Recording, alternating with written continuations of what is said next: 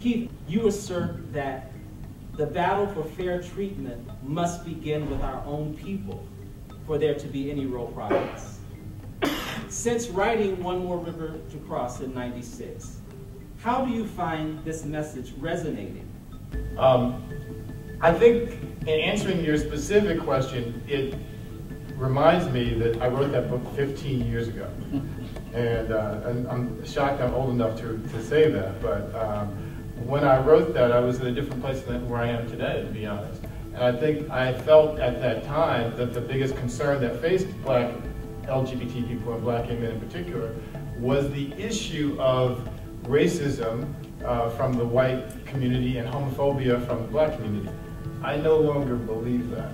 I think the biggest challenge that faces us today is our own internalized prejudices. That is, that what we really have to deal with is ourselves. The way that change happens is that we become the change that we seek in the world. And for the Black community, Black LGBT community, and Black gay men in particular, it seems the most important thing that we can do is simply to come out. You know, I think, I've said before, I think the church has been a big burden. I've been disturbed because I think the church is the most homophobic and the most homo-tolerant community in the homo-tolerant part of the Black community at the same time. Homophobic because of the official words that come from the pastors, and homo-tolerant because if you look behind the pastor, the choir members, and everyone else, you see that there are gays and lesbians in the church, and they always have been, and nobody ever asked them to leave. And so we have this disconnect, this don't ask, don't tell policy in the Black church, and I think in the Black community as well. But the way to resolve that is not to point the finger at Pastor X and Pastor Y and say, why aren't you doing something? The way to resolve it is come out and make them do something. They won't change unless they see us. When I say come out, I don't mean that we have to wear a rainbow flag around us. I don't mean that we have to put 10,000 pink triangles on our briefcases or in our cars or anything like that. I just mean simply being open and honest about who we are, living our lives with integrity. It doesn't mean sending out a press release. There's a difference between being out and coming out. It simply means just being out, incorporating your sexual orientation into the rest of your identity in your life the way you would any other aspect of your identity.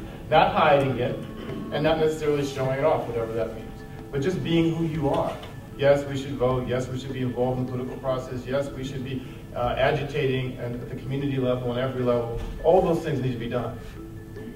But how can you expect anybody to take you seriously if you're not personally empowered about who you are?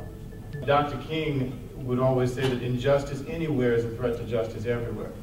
And what he meant by that is that we have to go beyond our own identity politics.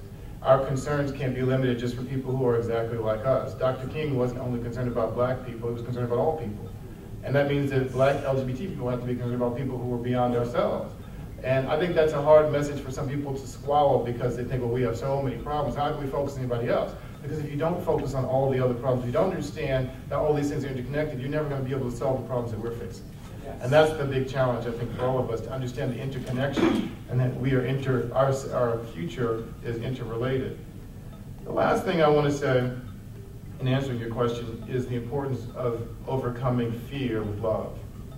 And I think that we live in a fear-based society today. Yes.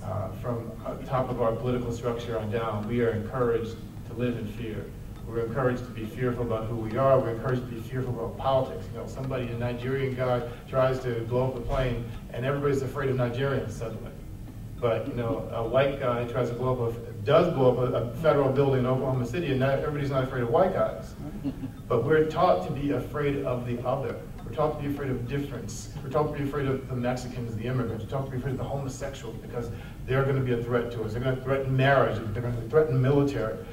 We're taught to be afraid of immigrants because they're going to take away our jobs. We're taught to be afraid of anybody, and it's based on this scarcity mentality that suggests that there are limited resources in the universe, so we have to be constantly fighting with one another to get our piece of the pie, as opposed to expanding the pie.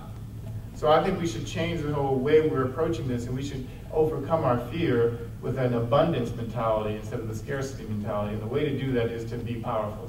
Dare to be powerful and use your power to make a difference.